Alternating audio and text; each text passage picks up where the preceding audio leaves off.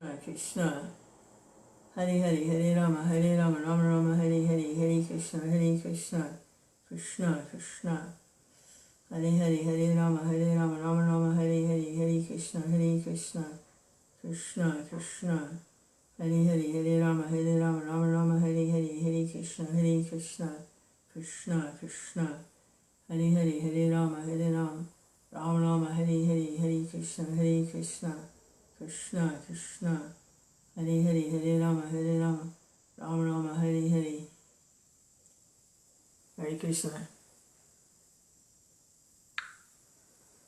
Hare Bol, Lance. Hare Krishna. Hare Krishna, Hare Krishna, Krishna Krishna, Hare Hare, Hare Rama, Rama Rama, Hare Hare, Hare Krishna, Krishna Krishna, Hare Hare, Hare Rama, Rama Rama, Hare Hare, Hare Krishna, Krishna Krishna, Hare Hare, Hare Rama, Rama Rama, Hare Hare.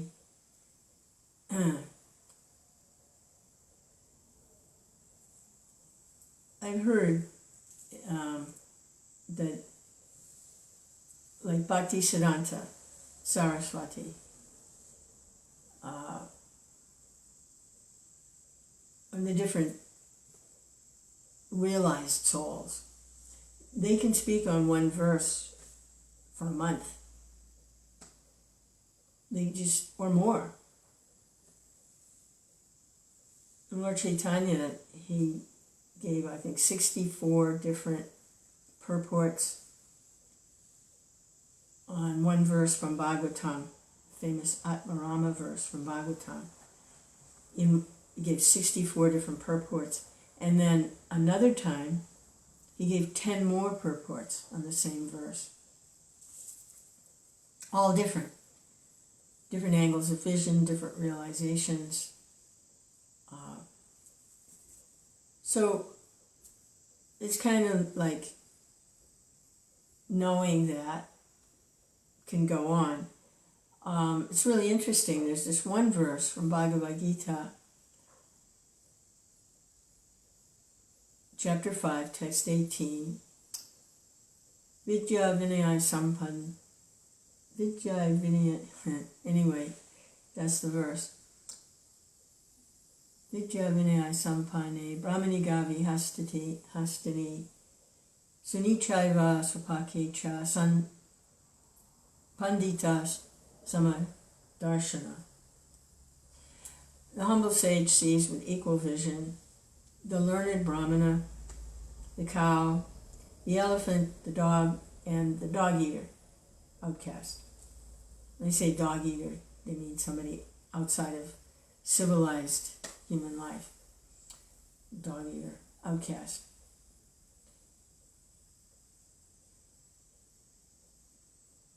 So I read the verse, something happened, and it made me think of that verse. Then I read it a few days ago, and now it's just popping up everywhere, and with different. So last night there was a group of devotees over, and they wanted to know what to read. So I said, "Well, let's read this verse," because I wanted to hear some more about the verse. Although I've been reading it like for the last 3 days, let's hear some more. Let's hear what everybody else has to say about this verse. And so we read the Sanskrit, each one took turns, and then we read the word for word, responsive hearing and chanting, and then the translation, and it's a short purport. And then we're all just sitting there like, okay, what do we do? We read it. Now what do we do? Just another verse?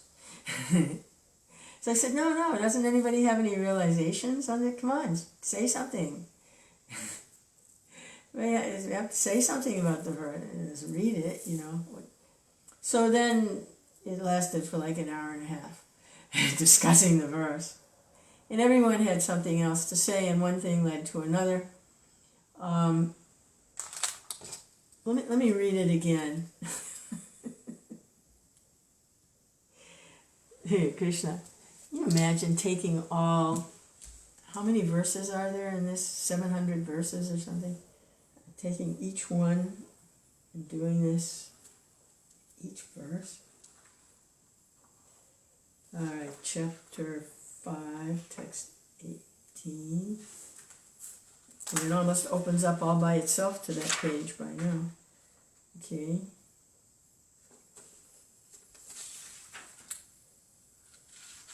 This is the Bhagavad Gita as it is, translated with commentaries by His Divine Grace, A.C. Bhaktivedanta Swami Prabhupada. Vidya Vinaya Sampane Brahmaniga Vihastini Sunichaiva Swapakecha Pandita Samadarshana. The humble sage, by virtue of true knowledge, sees with equal vision a learned and gentle Brahmana, a cow, an elephant, a dog, and a dog eater. Outcast. Hare Krishna. Prabhupada's commentary. A Krishna-conscious person does not make any distinction between species or castes. The Brahmana and the outcast may be different from the social point of view, or a dog, a cow, or an elephant may be different from the point of view of species, but these different species of body are meaningless from the viewpoint of a learned transcendentalist. So one of the devotees was playing the devil's advocate here, and I said, so there's no difference between living entities? That means I can sit the dog at the table and we can take prasadam together at the table because there's no distinction. And it went on from there. What that means, it makes no distinction. There was a lot of discussion that took place when they finally kind of get the right understanding. Because it says, does not make any distinction between species or castes. So it's kind of like it's all one. Which, when I first read this, I also saw that and understood, that could be misunderstood very easily. That yes, there are distinctions according to one's body and what they're capable of. And this is what we started discussing. Hare Krishna. Hare Krishna. That they have different abilities and talents. and we behave differently according to what we have to work with. So it's not all one, but what it means to make no distinction is to see everyone in relationship to God as a servant of God.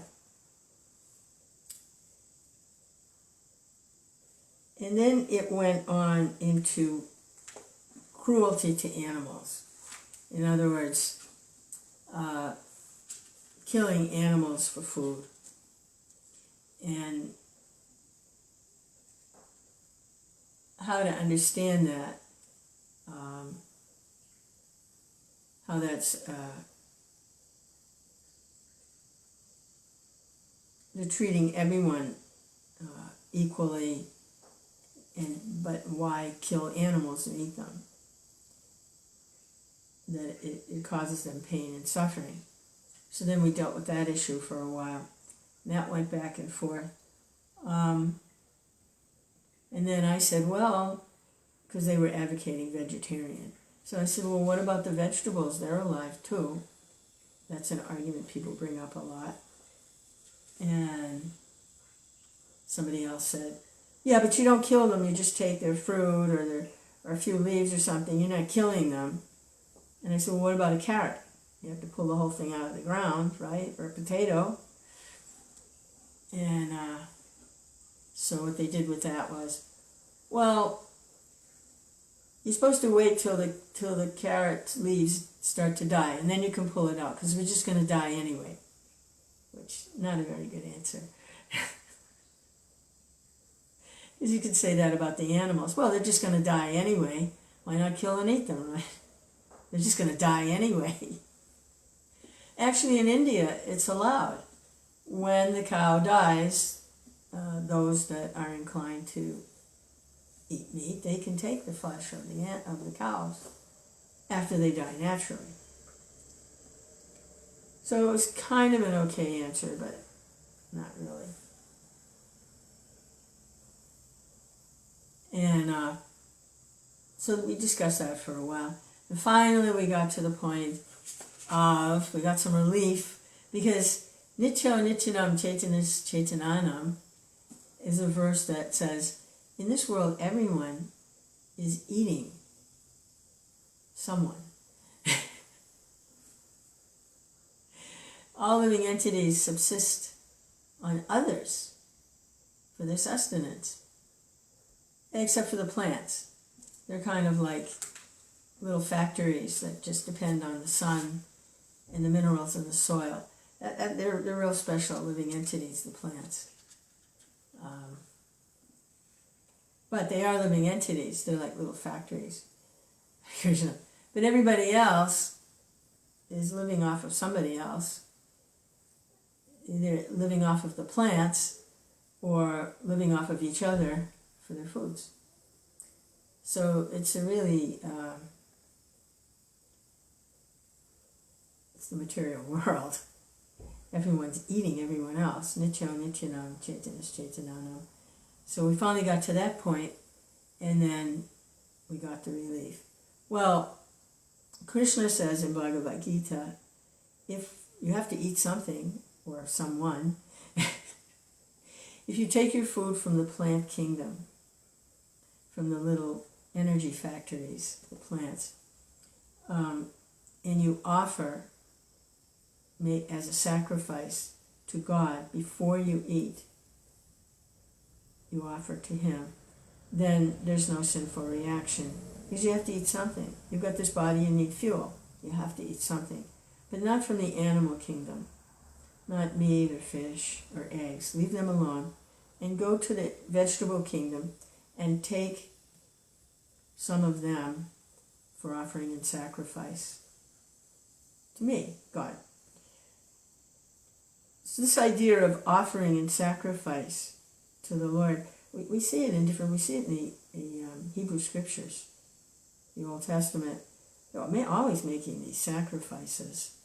They were sacrificing animals, goats, sheep, cows, whatever, and they were making them as, they were taking from those classes of living entities as their food, and they were offering in sacrifice.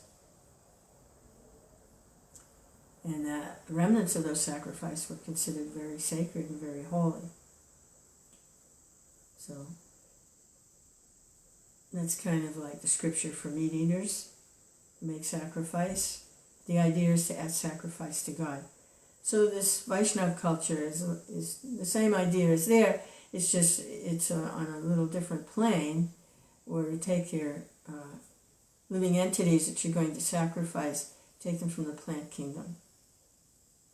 It's a lot less violent, a little higher mode of goodness, and eventually transcendental goodness.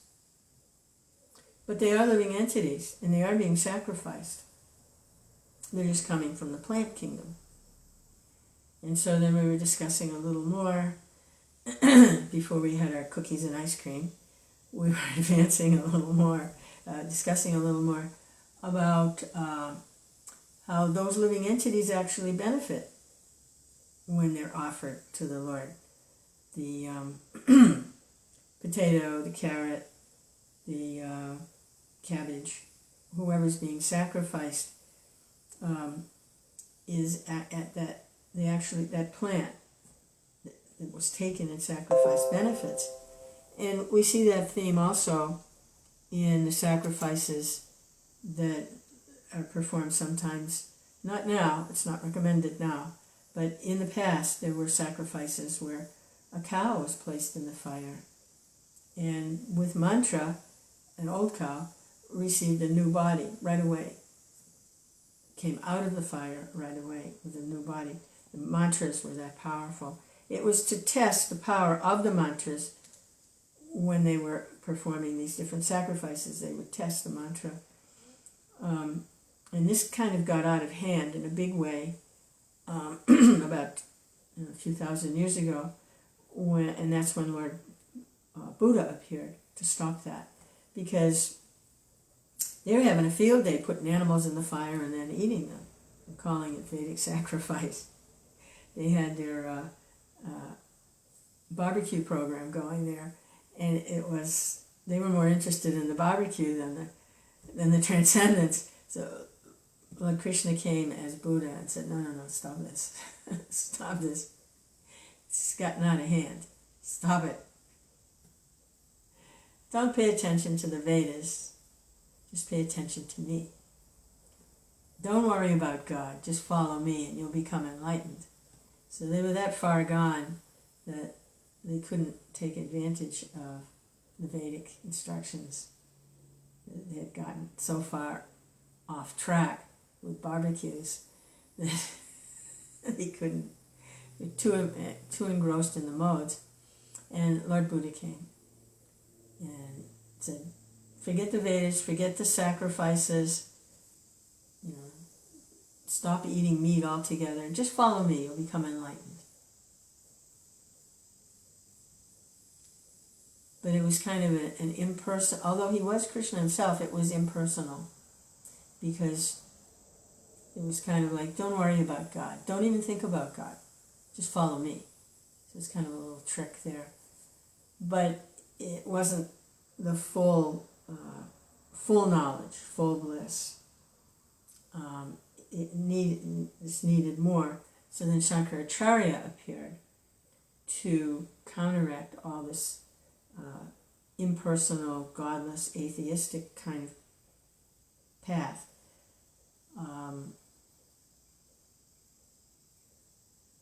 How did he do that? He taught impersonalism.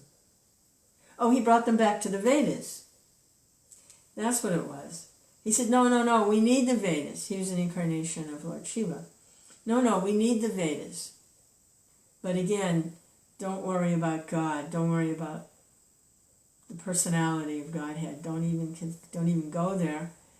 Just get back to the Vedas. Now that you're vegetarian again and you've given up the barbecue program, in a little higher place, actually aware of spiritual nature. Right now, back then he was teaching the spiritual nature is just oneness, but there is spiritual nature, there is transcendence, and that's in the Vedas. So he brought them back to the Vedas. Hare Krishna, and now Sri Chaitanya Mahaprabhu has come in Kali Yuga to give the full Satchidananda Vigraha presentation. So this is ongoing in the material world, and then there's also in these other cultures the support of the Mohammedans and Islamic culture, and the Judeo-Christian culture, and some other also little cultures going on here and there.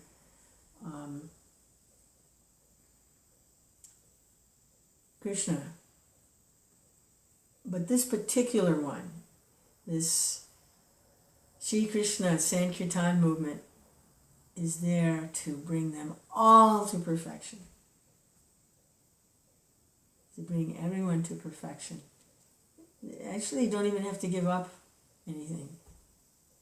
You just get a taste for what's going on in the Harinam Sankirtans, the holy names of the Lord. And everything adjusts, becomes pure and clear. So it's a real nice little get-together. I was told by some of the devotees that they would come for an hour. I said, that's fine. They ended up 3 hours. Finally, out the door at 10.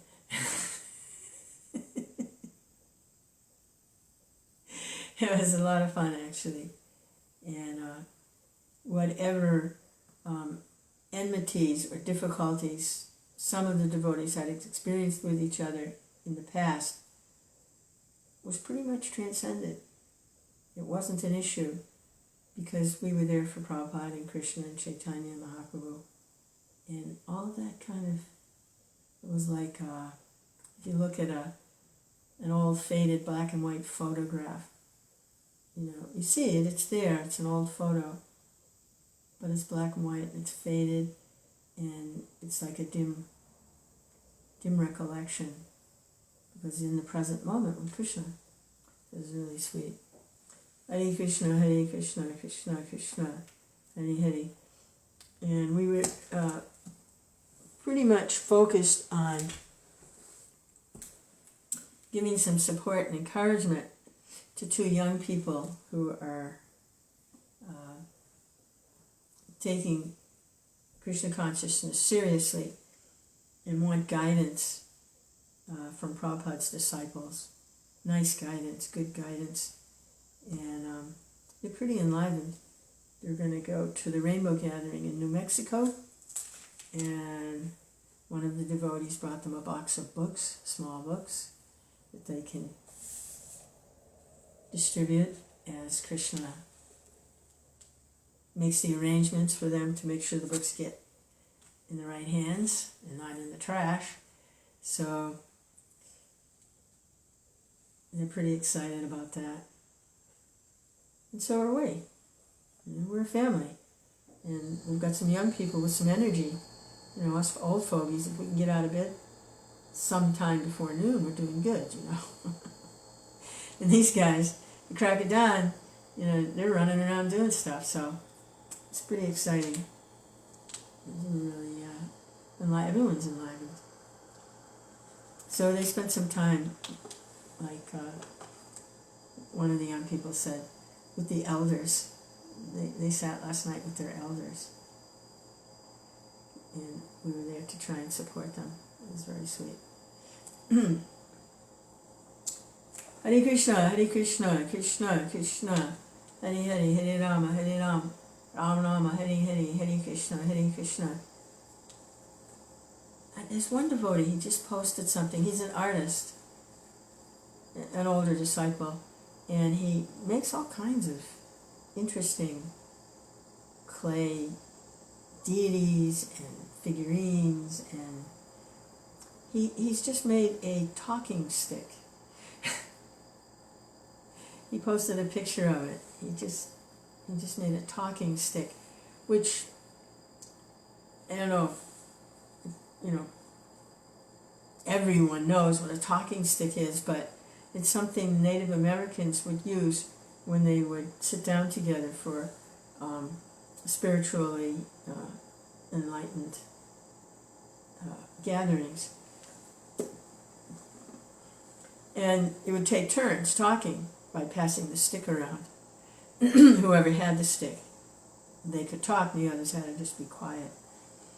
And that kind of goes on in 12-step meetings also.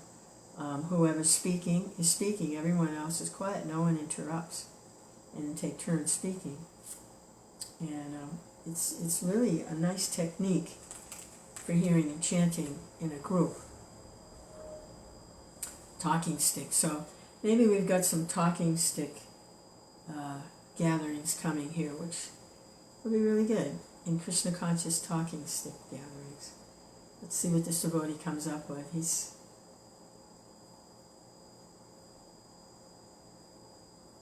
pretty open to whatever works in Krishna consciousness. Hare Krishna, Hare Krishna.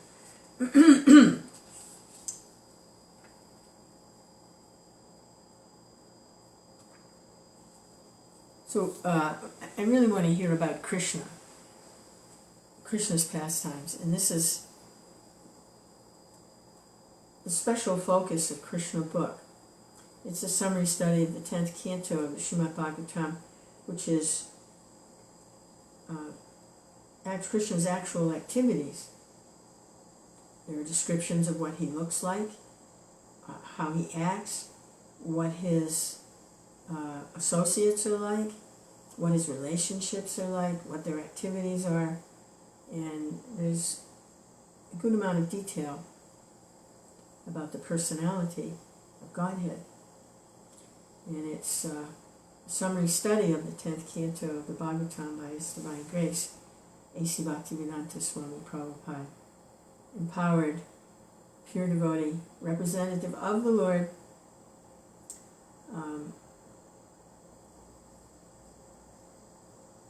who has appeared to push forward the Sankirtan movement of Chaitanya Mahaprabhu. He has disappeared, but he's in his books. Otherwise, why would we read them and study them if he wasn't in his books? Hare Krishna. Krishna. So this is Prabhupada's summary study. This is chapter 61, the meeting of Usha and Aniruddha, who was the grandson of Krishna and Rukmini, and the son of Pradyumna, who is the son of Krishna, Rukmini. The meeting of Aniruddha and Usha, which caused a great fight between Lord Krishna and Lord Shiva, is very mysterious and interesting. Maharaj Parikshit was anxious to hear the whole story from Sukadeva Goswami, and thus Sukadeva Goswami narrated it. My dear king, you must have heard the name of King Bali. He was a great devotee who gave away in charity all that he had, namely the whole world, to Lord Vamana, the incarnation of Vishnu as a dwarf Brahmin. King Bali had 100 sons, and the eldest of all of them was Banashura. So we read this the other day. To recap, Banashura, the eldest son of Bali Maharaj, was actually a very pious king. He worshipped Lord Shiva. He worshipped the demigod, Lord Shiva. And the way he ruled his kingdom was, he ruled it nicely, very properly. And he received the benediction from Lord Shiva of extraordinary strength in the form of 1,000 arms. It was very, very powerful.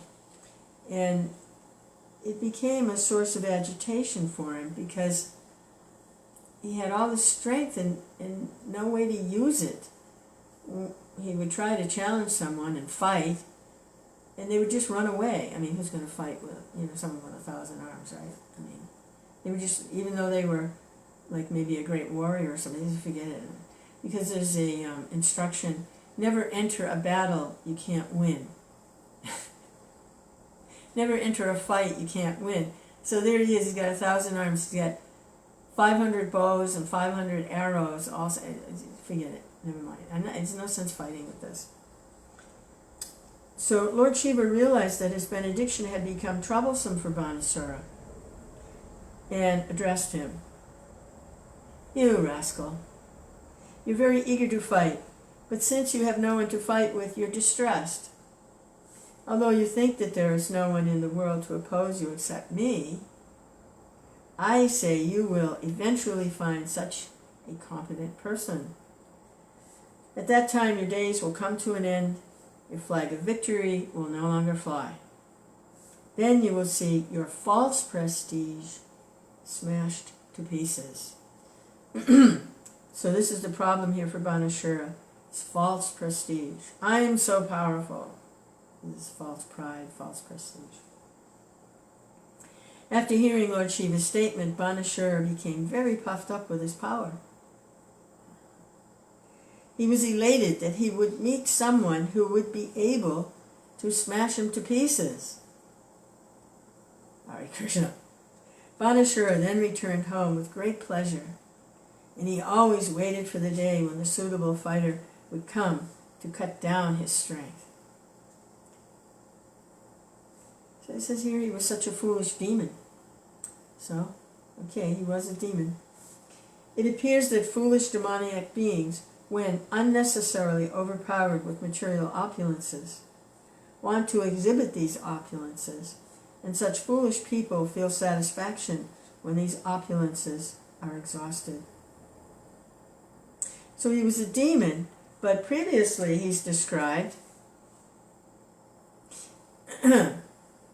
as a great hero, Vanasura, born of Maharaj Bali, a great devotee. And Maharaj Bali was a great devotee of Lord Shiva.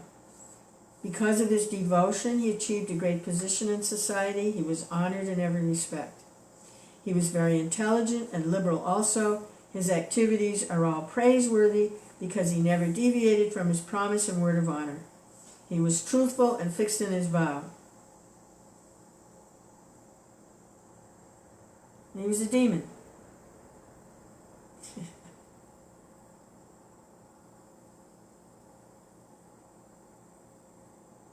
Hare Krishna. Yeah, don't be fooled, you know. Don't be fooled. If there's no Krishna consciousness and there's false prestige and false pride, it's actually demonic, even though he had all these good qualities. He was truthful, fixed in his vow, liberal, intelligent. All his activities are praiseworthy, never deviated from a word of honor.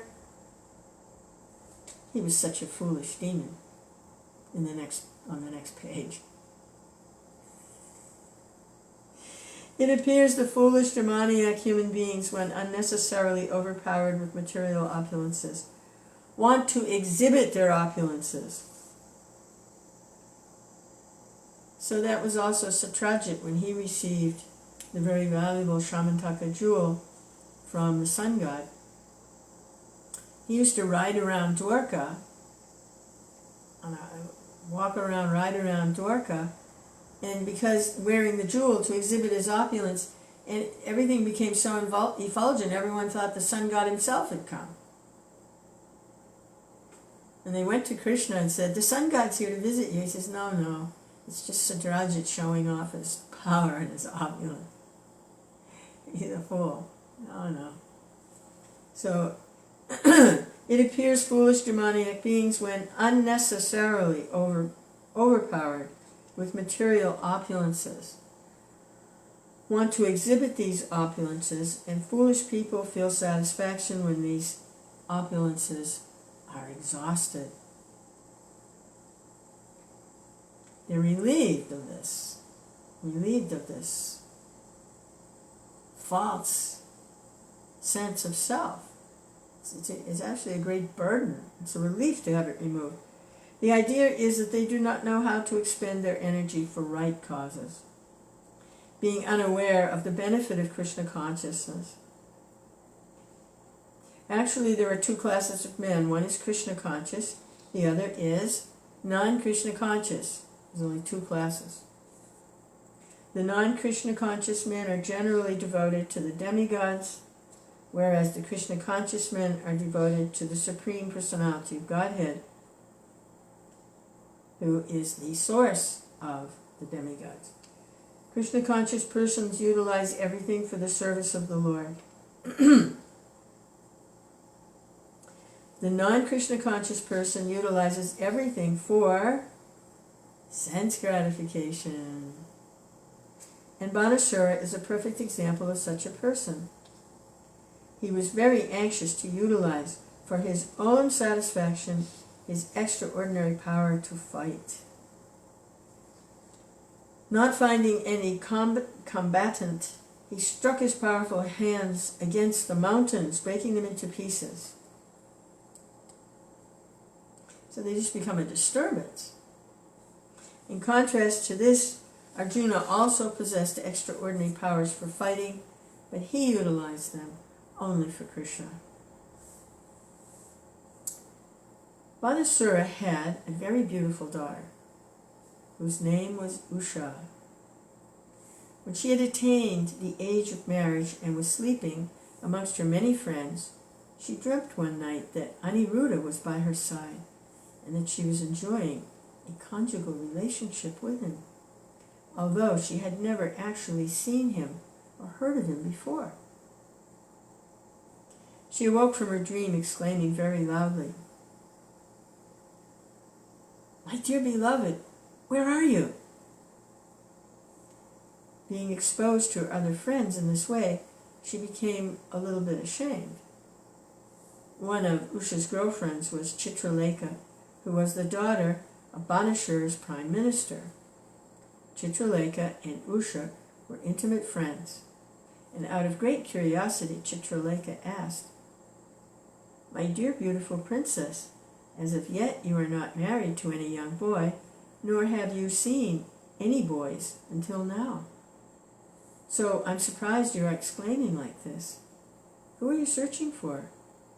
Who is your suitable match?" On hearing Chitralekha's inquiries, Usha replied, "My dear friend, in my dream I saw a nice young man who was very, very beautiful. His complexion is swarthy, his eyes are just like lotus petals, and he's dressed in yellow garments. His legs are very long, and his general bodily features are so pleasing that any young girl would be attracted. I feel much pride in saying that this beautiful young man was kissing me, and I was very much enjoying the nectar of his kisses. I am sorry to inform you that just after this, he disappeared, and I have been thrown into a whirlpool of disappointment. My dear friend, I'm very anxious to find this wonderful young man, the desired Lord of my heart." Hare Krishna. I'm very anxious to find this wonderful young man, the desired Lord of my heart.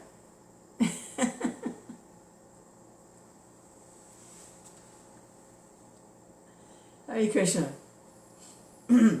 After hearing Usha's words, Chitralekha immediately replied,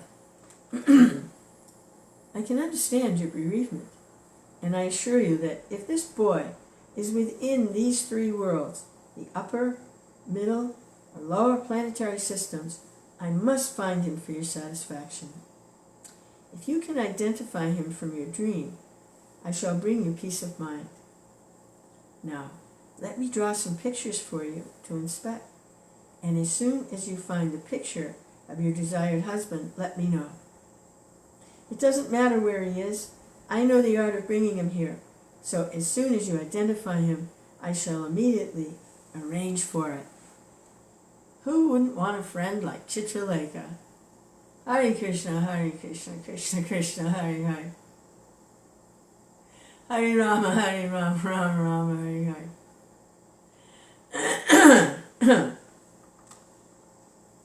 Chitralekha, while talking, began to draw many pictures of the demigods inhabiting the higher planetary systems, and then pictures of the Gandharvas, Siddhas, Charanas, Panagas, Daityas, Vidyadhars, and Yakshas, as well as many human beings.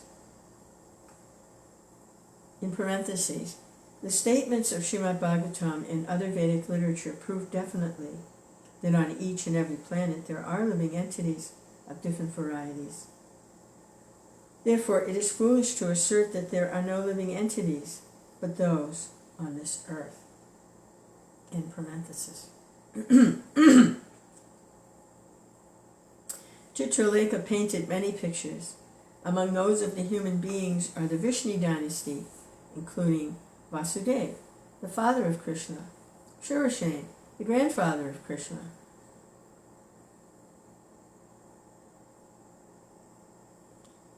Interesting. Painted the father of Krishna, the grandfather of Krishna.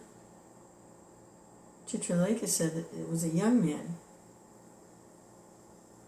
Interesting. Anyway, Chitralekha is showing her everyone. And among those of human beings was the Vishnu dynasty. So these are human beings. Not ordinary human beings, obviously, but human beings. Vasudeva, the father of Krishna, Shurashen, the grandfather of Krishna, Balaramaji, Lord Krishna, and many others.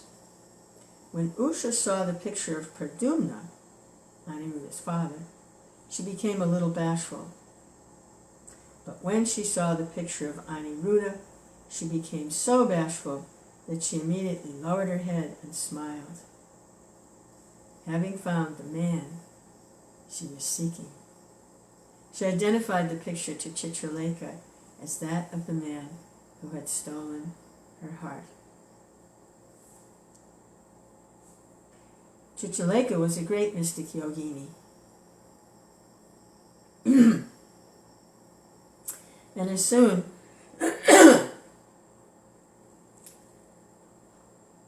now, it doesn't say Chitralekha was a great religionist. Chitralekha was a great performer of Vedic sacrifices. Chitralekha was famous for performing great austerities. Chitralekha was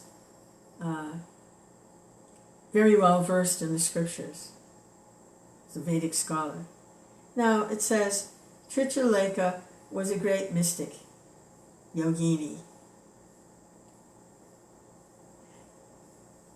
Obviously a bhakti yogini. Chitralekha was a great mystic yogini, and as soon as Usha identified the picture, although neither of them had ever seen him or knew his name, Chitralekha could immediately understand that the picture was of Aniruddha, a grandson of Krishna. That very night she traveled in outer space, and within a very short time reached the city of Dwarka, which was well protected by Krishna. She entered the palace and found Aniruddha sleeping in his bedroom on a very opulent bed. Chitralekha, by her mystic power, immediately brought Aniruddha in that sleeping condition to the site of Sinitapur so that Usha might see her desired husband. Usha immediately bloomed in happiness and began to enjoy the company of Aniruddha with great satisfaction. Wow, Chitralekha. She had some powers, boy. She went and kidnapped Aniruddha while he was sleeping from the well-fortified Dwarka. It was a fort in the sea, surrounded by the ocean and walls. She just, whoop, right in there. Aniruddha sleeping, scoop him up. Hare Krishna, Hare Krishna. The palace in which Usha and Chitralekha lived was so well fortified that it was impossible for any male to either enter or see inside. So it was where Usha was living was also a fort, and it was not possible for any man to even see inside. That's how much Banashara was protecting his daughter, the princess. She'd never even seen a man before, or been with anyone, or spoken to anyone, or anything. She was in this palace.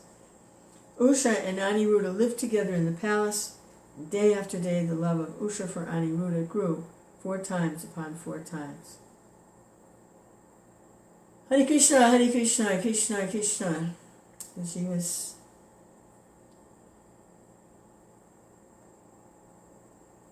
very ready for a relationship.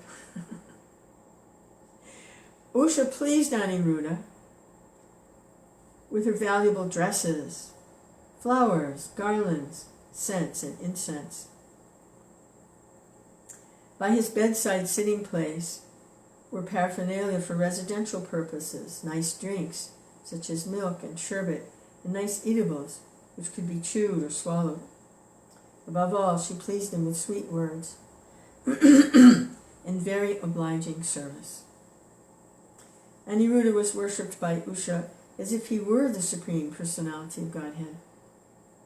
By her excellent service, Usha made Aniruddha forget all other things and was able to draw his attention and love upon her without deviation.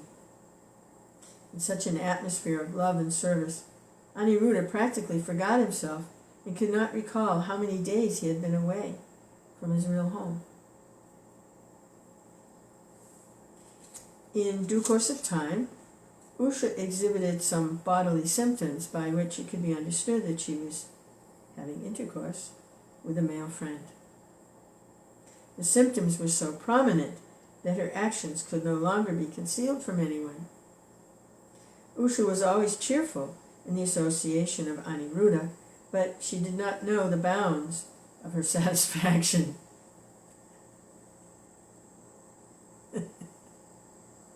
Hare Krishna.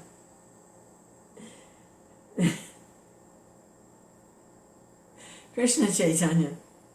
The housekeeper and the watchman of the palace could guess very easily that she was having relations with a male friend, and without waiting for further development, all of them informed their master, Banashura. In Vedic culture, an unmarried girl having association with a male is the greatest disgrace to the family.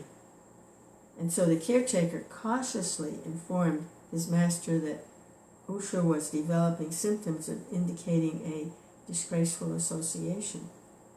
The servants informed their master that they were not at all neglectful in guarding the house, being alert day and night against any young man who might enter. They were so careful that a male could not even see what was going on in there. And so they were surprised that she had become contaminated. Since they could not trace out the reason for it, they submitted the whole situation before their master. Banashura was shocked to understand that his daughter Usha was no longer a virgin maiden. This weighed heavily on his heart, and without delay he rushed toward the palace where Usha was living. There he saw that Usha and Aniruddha were sitting together and talking. Usha and Aniruddha looked very beautiful together, Aniruddha being the son of Pradyumna, who was Cupid himself. Banashura saw his daughter and Aniruddha as a suitable match, yet for family prestige, he did not like the combination at all. Banashura could not understand who the boy actually was. He appreciated the fact that Usha could not have selected anyone in the three worlds more beautiful. Aniruddha's complexion was brilliant and swarthy. He was dressed in yellow garments and had eyes like lotus petals. His arms were very long, and he had nice curling bluish hair. The glaring rays of his glittering earrings and the beautiful smile on his lips were certainly captivating. Still, Banashura was very angry. When Banashura saw him, Aniruddha was engaged in playing with Usha. Aniruddha was nicely dressed, and Usha had garlanded him with various beautiful flowers. The reddish kumkum powder put on the breasts of women was spotted here and there on the garland, indicating that Usha had embraced him. Banashura was struck with wonder that, even in his presence, Aniruddha was peacefully sitting in front of Usha. Aniruddha knew, however, that his would-be father-in-law was not at all pleased, and that he was gathering many soldiers in the palace to attack him. Kshatriya weddings are always how they choose their mates. A lot of times there's a lot of commotion. Not everyone's happy about some of these unions. So this is more Kshatriya. Getting the soldiers he's going to attack. Thus, not finding any other weapons, Aniruddha took hold of a big iron rod and stood up before Banashura and his soldiers. He firmly took a posture indicating that if he were attacked, he would strike all the soldiers down to the ground with the iron rod. I wonder where he got an iron rod. They're sitting in the bedroom. Where was an iron rod? Well, anyway, he found an iron rod. Banashura and his company of soldiers saw that the boy was standing alone before them, just like the superintendent of death, with his invincible rod. Now, under the order of Banashura, the soldiers from all sides attempted to capture and arrest him. When they dared to come before him, Aniruddha struck them with the rod, breaking their heads, legs, arms, and thighs, one after another. They began to fall to the ground. He killed them just like the leader of a flock of hawks kills barking dogs, one after another. In this way, Aniruddha was able to escape the palace. The leader of a flock of hawks kills barking dogs. Aniruddha escaped the palace. Banashura knew various arts of fighting, and by the grace of Lord Shiva, he knew how to arrest his opposing enemy by the use of a nagapasa, snake noose. And so Aniruddha was seized as he came out of the palace. When Usha received the news that her father had arrested Aniruddha, she became overwhelmed with grief and confusion. Tears began to glide down her eyes, and being unable to check herself, she began to cry very loudly.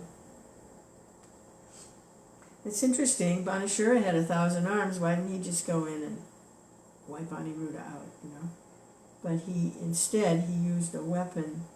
He sent his soldiers, and then he used a weapon that given to him by the grace of Lord Shiva to arrest the opposing enemy.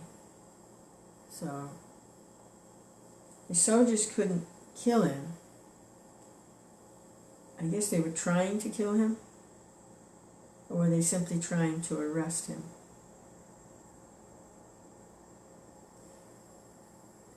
Oh, okay. They were not trying to kill him. Here, under the order of Banashura, the soldiers from all sides attempted to capture and arrest him. So it wasn't about killing Aniruddha, it was about trying to catch him and arrest him, capture him and arrest him. The soldiers couldn't do it, so Banashura had this nagapasa, or snake noose, and was able to capture Aniruddha when he came out of the palace. And Usha's overwhelmed with grief and very confused, and she's crying very loudly. She's completely confused. Hare Krishna. So then the next chapter is Krishna comes there to rescue his grandson. So he's going to fight with Banashura. We'll see what happens to Banashura and his 1,000 arms. Hare Krishna, Krishna Krishna, Hare Hare. Hare Rama, Rama Rama, Hare Hare.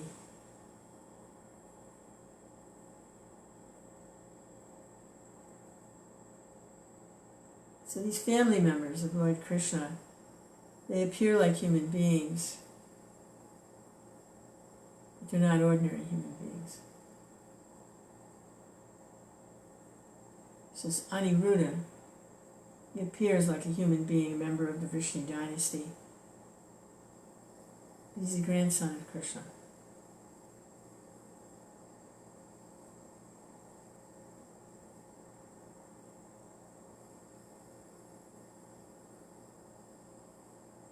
Krishna. So Krishna did have children.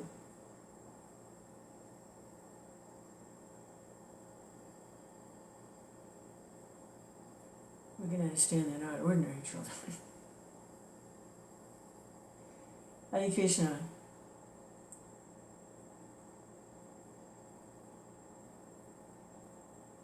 There's nothing ordinary about Krishna or his grandson.